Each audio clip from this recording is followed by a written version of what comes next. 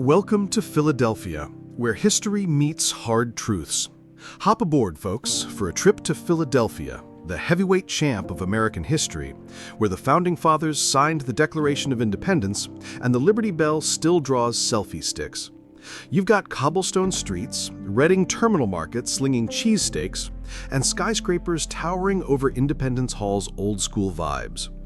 Philadelphia is the go-to for freedom fans, right? But ditch the tourist map for a sec. There's a side no Instagram post bothers with.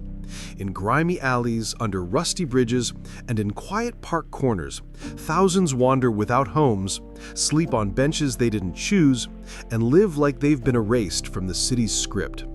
Over 4,000 Philadelphians face homelessness, and that's just the headline of a tougher story. These aren't just numbers. They're part of Philadelphia's past, its struggles, its future. For the next 30 minutes, we're dropping the pity and the shade to hear their side. Because every person on Market Street has a story that hits harder than a day-old hoagie. Buckle up, this ain't your typical travel vlog, it's a reality slap. Philadelphia's homelessness mess isn't breaking news, but lately it's gone from bad to downright dire. Every night, about 4,000 Philadelphians crash without a roof. 1,200 of them right on the streets, not in shelters, but on sidewalks, park benches, or under bridges, like some dystopian camping trip gone wrong. That's just the folks you might spot. Tons more are stuck in hidden homelessness, bunking on a buddy's couch, squeezing into cars, or haunting places that scream not home. Who's out there? Laid-off factory workers, veterans wrestling with invisible scars, LGBTQ+ teens booted by their families, single moms drowned in rent, even kids. Nobody penciled sleep under a bridge into their life plan. But Philadelphia's serving up a brutal combo. Rents jacking up faster than a center city condo, affordable homes rarer than a quiet Eagles game, and a cocktail of economic flops, opioid nightmares, and mental health gaps. Social aid? Usually too slow or too skimpy to matter. This isn't just about missing rent, it's a neon sign flashing, "System's broken." Forget the lazy bum stereotype. When a one-bedroom costs more than your paycheck, homelessness doesn't care who you were yesterday. Wondering what it's really like to live this way? Stick around, because Philadelphia's streets are about to tell you. Picture this, you wake up in Philadelphia with no bed, no coffee pot, no bathroom, just cold pavement and a sky that's way too close. On these streets, your day's not about Zoom calls or school runs. It's a survival scavenger hunt. First stop is finding a spot to handle nature's call. Maybe a public library if it's open, or a fast food joint if the cashier's not side-eyeing you.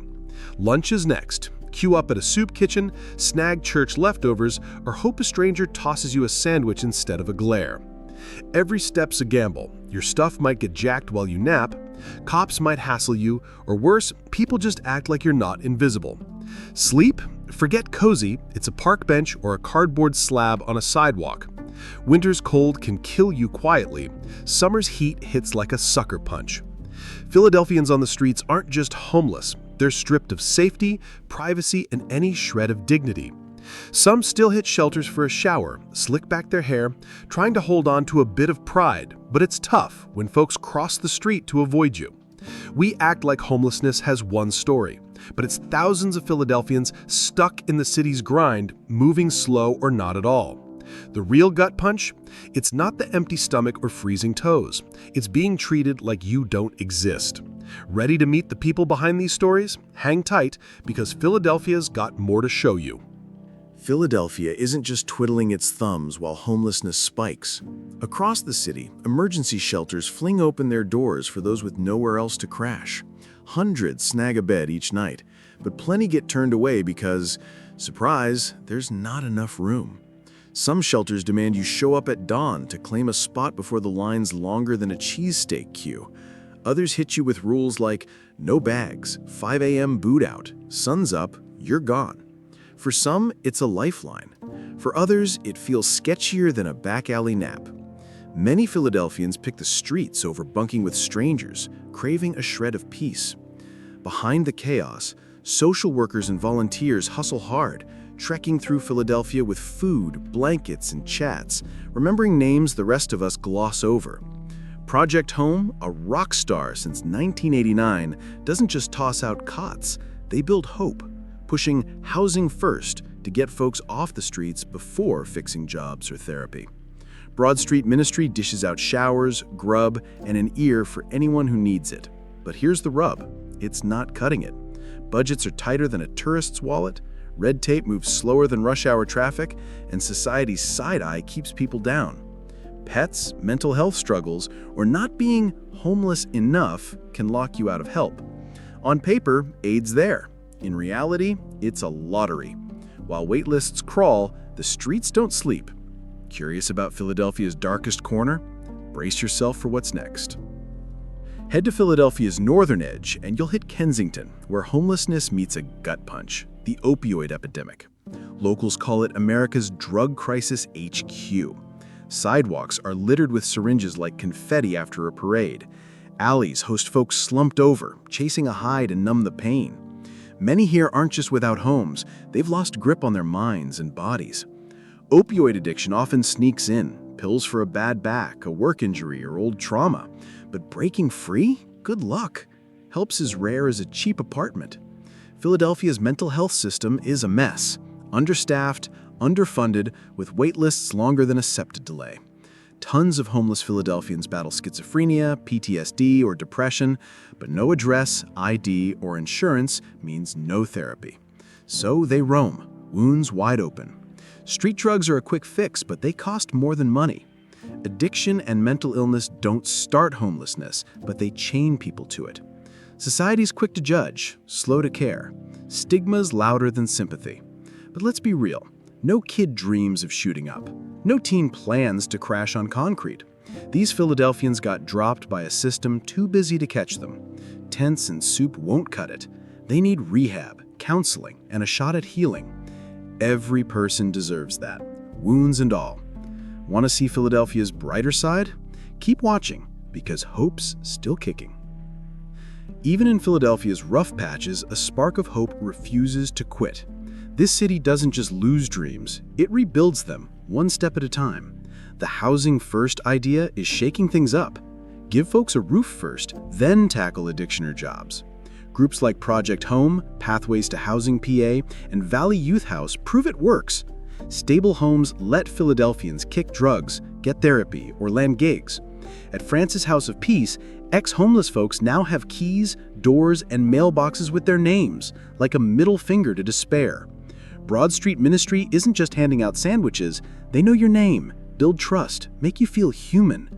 Mobile clinics roll up with doctors and counselors right on the sidewalk. Job programs and tiny businesses like Lena's Catering Hustle give second chances. She went from a tent to hiring other homeless Philadelphians. Derek, once hooked on opioids, now counsels others, grinning like he won the lottery. These stories scream one thing: recovery's real, but it needs opportunity, not a pat on the head. Every tarp hides someone ready to stand.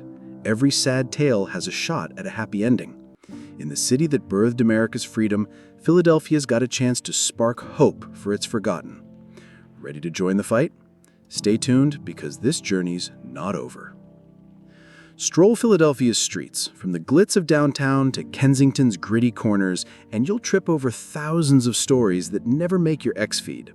These aren't viral moments. They're real, raw, and part of the city's DNA.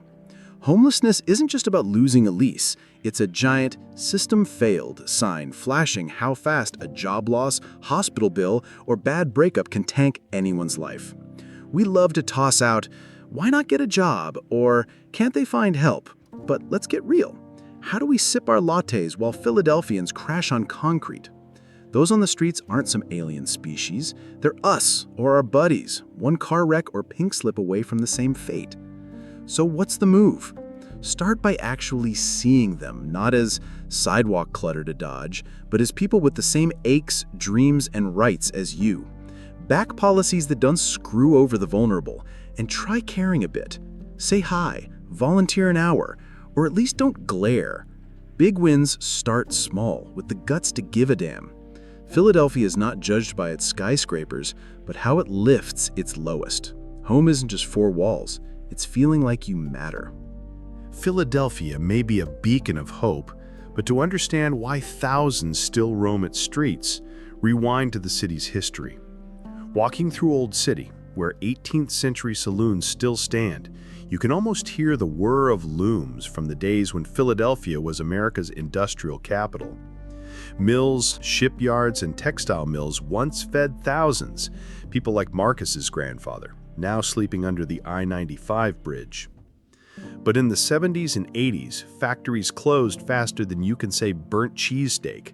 Thousands of jobs disappeared, leaving neighborhoods like Kensington mired in poverty, where poverty breeds drugs. Policies of the time didn't help either. Redlining locked families of color, veterans, and workers out of decent housing, pushing them into slums that are now opioid battlegrounds. Philadelphia built a nation, but its housing plan? A flop since 1776. As the economy falters and affordable housing fails to build, the American dream that began here is now just an unpayable rent bill. Policies that abandoned workers, veterans, and the vulnerable have created the conditions for 4,000 homeless people today. History is more than just a relic of Independence Hall. It's a harsh lesson in broken promises. Are we repeating the same mistakes? Meet Marcus, a 50-year-old veteran cruising through Kensington where syringes are littered after an Eagles game. His day begins not with coffee, but with a walk to the soup kitchen near City Hall, his backpack full of his life. "I used to defend my country," he says. "Now I just want to save that park bench." A few blocks away, Jada, 17, squeezes into Broad Street Ministry to shower. Her backpack, her home, just steps from the lights of Independence Hall. She dreams of going to college but sleeps in a laundromat at night, avoiding the prying eyes. Then there's Tanya, a 35-year-old single mother who worked as a cashier before rent ate up her paycheck. Now she pushes a cart through Reading Terminal Market where tourists line up for hoagies, and she rummages through trash bins for food. Every step is a gamble, losing things, being harassed by the police, or being ignored. They don't just lack housing, they lack safety, privacy, and self-respect. Marcus toweling his hair at the aid station, Jada keeping her bag clean, Tanya apologizing to her son for stale bread for dinner. "I'm not invisible, I'm still me," Jada whispers. These stories don't make the X, but they are Philadelphia, raw, real, and heartbreaking. The story of Marcus, Jada, and Tanya in Philadelphia isn't unique to that city. It's a national drama. Hop on a bus from Philadelphia to Los Angeles, and you'll find Skid Row making Kensington look like an amusement park. HUD reports that by 2023, more than 580,000 Americans will be sleeping rough each night, and that number will continue to rise by 2025. Seattle, San Francisco, Miami, everywhere, tent encampments are popping up faster than five-star hotels. How? Rents outpace wages from Philadelphia to Portland, with prices rising 30% in just 3 years while wages have stagnated. Affordable housing? Harder than Super Bowl tickets. The opioid epidemic and lack of mental health services are similar. Wait lists longer than I-95, pushing thousands into a spiral like Marcus's. The policy? Many places are clearing tent encampments to keep the streets clean for tourists, but the construction of public housing is slow. Philadelphia's 4,000 homeless are just one piece of the puzzle. The entire country is playing Jenga with the American dream, and it's about to collapse. The biggest shocker? America has millions of empty apartments, but they're for millionaires, not single moms like Tanya. This crisis isn't Jada or Marcus's fault. It's the fault of a system that treats housing as a luxury. Philadelphia's streets from Marcus's bench to Jada's laundromat aren't just a local sob story. They're America's shame, screaming for change. Tanya's cart rolling past cheesesteak lines isn't a photo op, it's a wake-up call. These 4,000 Philadelphians and 580,000 nationwide aren't others. They're us, one bad break from the same cold pavement. So what's your move? Don't just scroll past, see them. Really see them as people with dreams like yours. Say hi next time you're in Philadelphia. Back Project Home with a buck, or push for housing policies that don't flunk. Smash that subscribe, like, and share to amplify their voices. Small steps spark big wins. Make home mean more than walls. Make it matter.